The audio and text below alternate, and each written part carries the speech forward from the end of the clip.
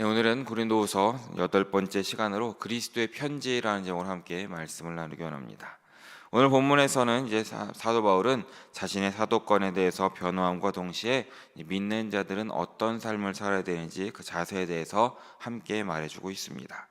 바울이 여기서 이 문제를 다루는 이유는 고린도에 들어온 거짓 선생들이 이 사도 바울의 사도권을 끊임없이 공격했기 때문이었다라고 볼 수 있습니다. 그래서 고통스럽지만 고린도후서 전체에서 사도 바울은 대적들이 자신에 관해 퍼붓는 이 거짓말에 맞서서 자신을 변호하는 것을 우리는 계속해서 보게 될 것입니다. 거짓 선생들은 어떻게든 바울에 대한 이 신뢰성을 무너뜨리려고 노력했던 것이죠. 그래서 바울의 인격도 공격했던 것이고 사도권도 함께 공격했던 것입니다. 이에 대해서 바울은 처음에는 자신을 변호하는 일에 별로 관심이 없었습니다. 내가 복음만 전하면 됐지라고 생각했던 것 같습니다. 하지만 자신을 변호한 것이 차츰차츰 중요하다는 것을 깨닫게 되었습니다. 그 이유는 자신으로 인해서 고린도 교인들에게 하나님의 진리와 복음이 제대로 흘러갔어야 됐기 때문이었다라는 것입니다. 혹시라도 이 자신을 향한 공격으로 인해서 이 하나님의 진리와 하나님의 복음이 훼손되거나 제대로 전해지지 못할 위험성이 있었기 때문에 먼저 자신의 사도권을 올바르게 세워야 된다라는 생각이 강하게 들었던 것 같습니다. 그래서 오늘 본문에서는 바울이 자신을 적극적으로 이 자신의 사도권을 변호하는 모습을 보게 되는 것입니다. 함께 말씀으로 들어가면서 바울의 이야기를 함께 살펴보기 원합니다. 우리 1절 말씀을 다시 함께 읽어보기 원합니다. 1절 말씀입니다. 우리가 다시 자천하기를 시작하겠느냐?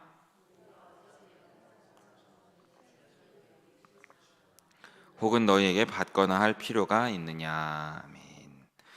이 바울은 여기서 1절에서 두 가지 질문을 던지면서 고린도 교인들을 부드럽게 꾸짖습니다. 첫 번째 질문이 이겁니다. 우리가 다시 자천하기를 시작하겠느냐라는 것입니다.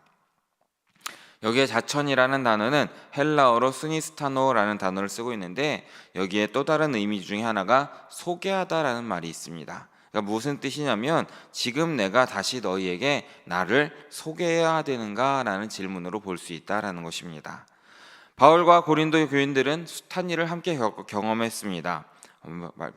몇 번 말씀드렸던 것처럼 적어도 18개월, 1년 6개월 정도를 함께 사역했기 때문에 사도 바울에 대해서 또한 고린도 교인들에 대해서 서로 잘 알고 있었을 것입니다. 그런데 지금 고린도 교인들은 거짓 선생들의 이 속임에 넘어가서 바울에 관한 거짓말, 바울에 관한 안 좋은 이야기에 대해서 믿고 있었다라는 것입니다. 고린도 교인들이 알고 있었던 바울은 거짓 선생들이 말하는 그런 사람들이 아니었던 것입니다. 그렇기 때문에 사도 바울은 이제 둘째 질문을 던짐으로써 말하는 핵심을 다시 한번 제시하고 있습니다. 그래서 1절 후반절을 보면 우리가 어찌 어떤 사람처럼 추천서를 너희에게 붙이거나 혹은 너희에게 받거나 할 필요가 있느냐라는 질문을 던지고 있습니다. 여기 말은 어떤 사람들이 이제 거짓 선생들을 말하는 것입니다.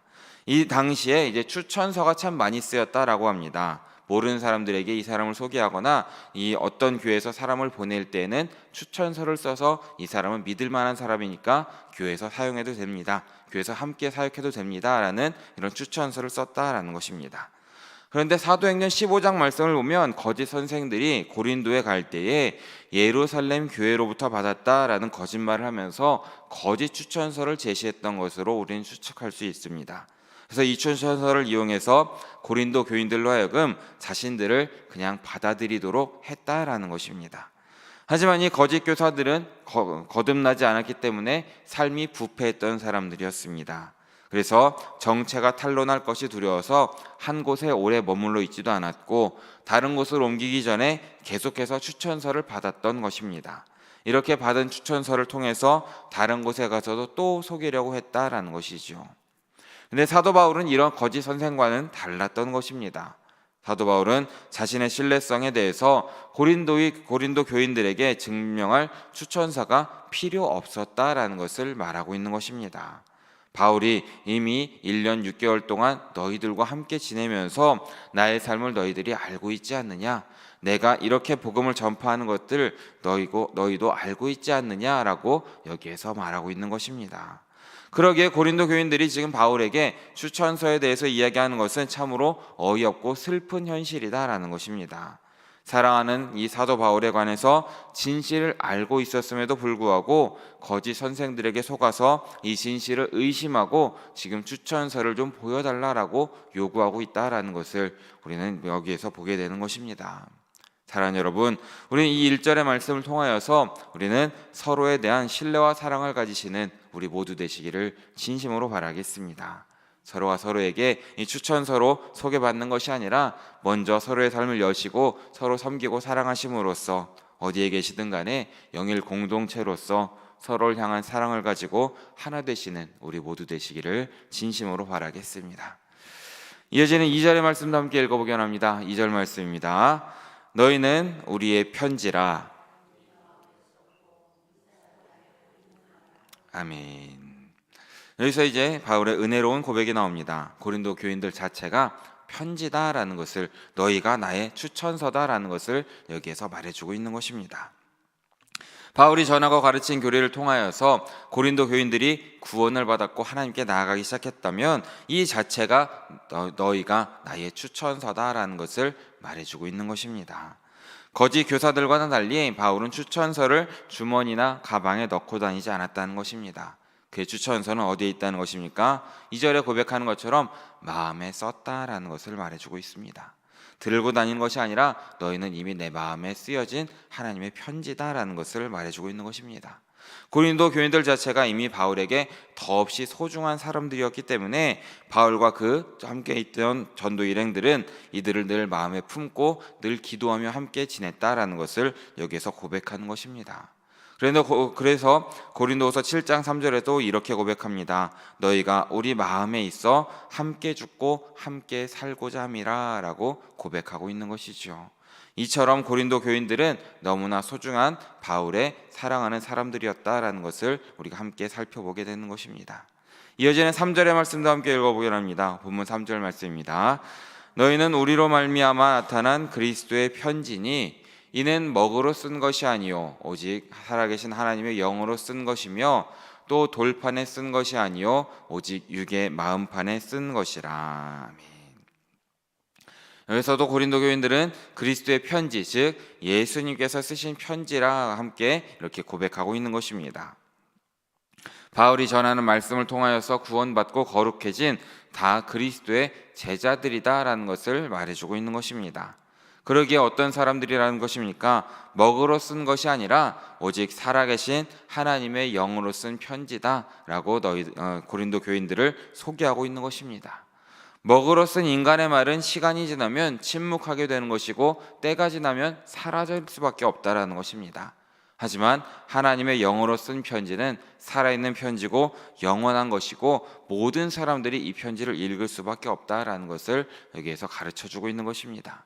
또한 바울은 여기에서 나아가서 돌판에 쓴 것이 아니라 오직 육의 마음판에 쓴 것이다 라고도 함께 표현하고 있습니다. 이렇게 말함으로써 바울은 이 거짓 선생들과 정면으로 맞서고 있다라는 것입니다. 여기서 말하는 돌판에 쓴 것은 우리가 알고 있는 십계명, 이 율법을 말하고 있습니다.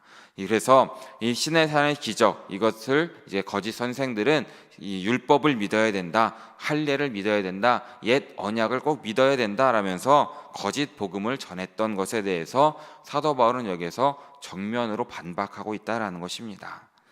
하나님은 고린도에서 돌판이 아니라 마음판에 하나님의 사랑을 쓰셨다라는 것을 우리는 바라볼 수 있어야 되는 것입니다. 신의 산에서 돌판에 새겨진 율법은 외적인 것이었습니다.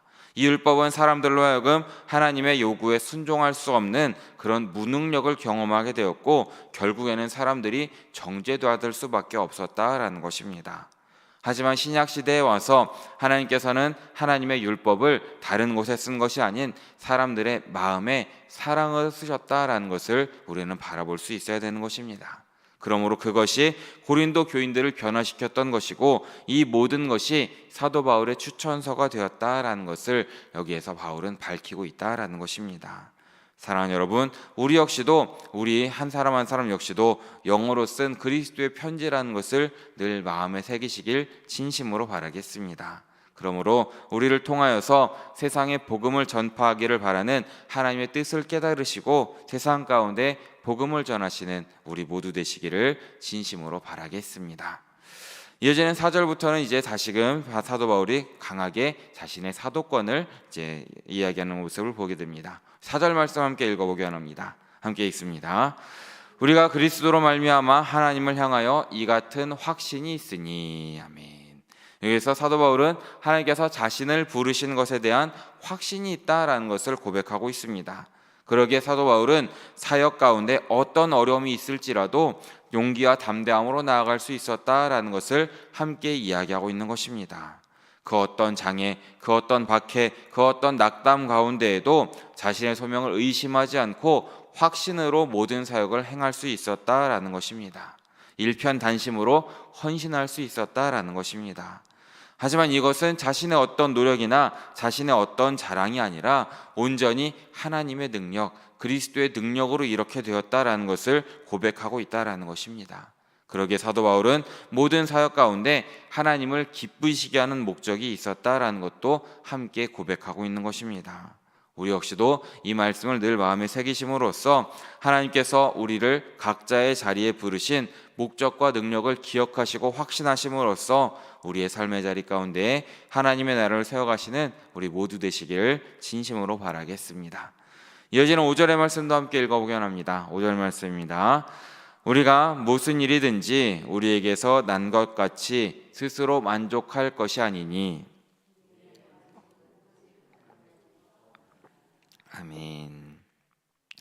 바울은 자신의 사역에 확신이 있었고 담대했고 용기가 있었고 또한 단호했다라는 것을 말씀드렸습니다. 하지만 말씀드린 것처럼 사도 바울의 모든 사역 가운데 모든 힘의 원천은 하나님이었다라는 것을 다시금 고백하고 있다라는 것입니다. 자신의 힘과 지혜로는 아무것도 이룰 수 없음을 또한 고백하는 것이죠. 그래서 바울은 성령의 능력으로 겸손하게 섬겼던 것이고 자신이 일꾼된 역시 이 하나님으로부터 부르심이다라는 것을 함께 고백하는 것입니다. 이렇게 하나님께서 자신을 부르신 것에 대한 확신함으로 거짓 선생들이 의혹하는 이 사도권에 대한 확증을 다시금 하고 있다라는 것을 여기에서 보여주고 있는 것입니다. 마지막 6절의 말씀도 함께 읽어보기 원합니다. 함께 읽습니다. 그가 또한 우리를 새 언약의 일꾼 되기에 만족하게 하셨으니 율법 조문으로 하지 아니하고 오직 영으로 함이니 율법 조문은 죽이는 것이요 영은 살리는 것이니라. 아멘. 여기서 자신을 이제 새 언약의 일꾼이다라고 스스로를 소개하고 있습니다. 당시 거짓 선생들은 말씀드린 것처럼 구원을 받으려면 모세 율법, 이 옛 언약을 지켜야 한다라고 계속해서 잘못된 복음을 전했던 것입니다. 그래서 이방인 신자들에게 유대적 관습을 강요했던 것이고 하나님의 말씀을 혼잡하게 만들었다라는 것입니다. 하지만 사도 바울과 함께 동역했던 참 사역자들은 자신들을 새 언약의 일꾼이다라고 함께 소개하고 있는 것입니다. 새 언약의 핵심 메시지가 무엇이겠습니까? 바로 우리가 잘 알고 있듯이 십자가의 복음이다라는 것을 믿으시기 바랍니다.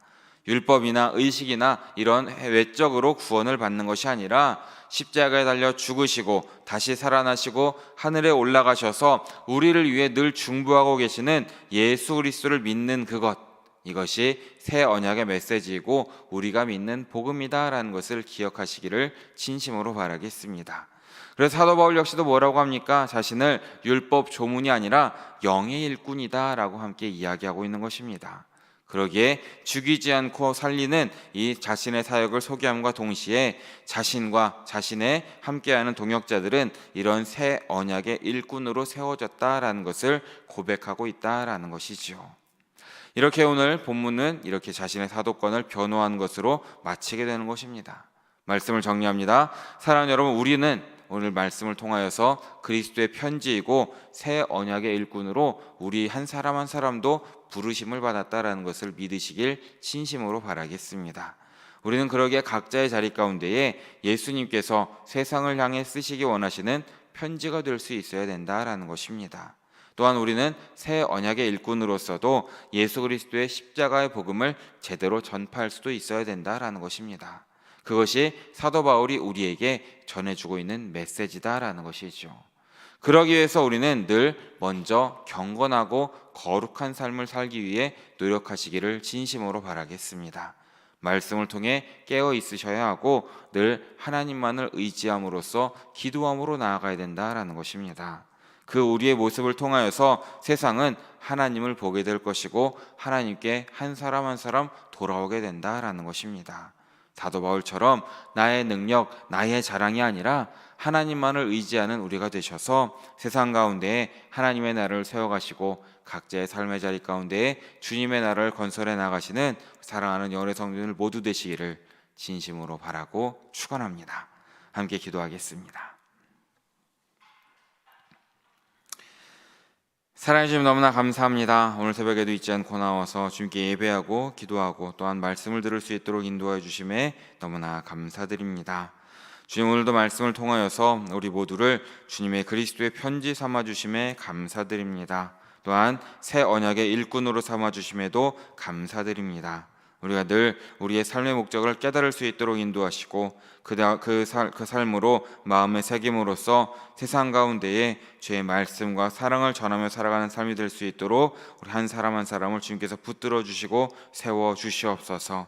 십자가의 복음을 전하기 위해서 힘과 지혜와 용기를 주님께서 더하여 주시옵소서. 그렇게 주님께서 맡기신 사명대로 부르신 소명대로 살아가는 우리 모두의 삶이 될 수 있도록 주님께서 인도하시고 축복하여 주시옵소서. 모든 말씀 우리의 모든 것 되시고 언제나 함께 하시는 예수 그리스도의 이름으로 기도드립니다. 아멘.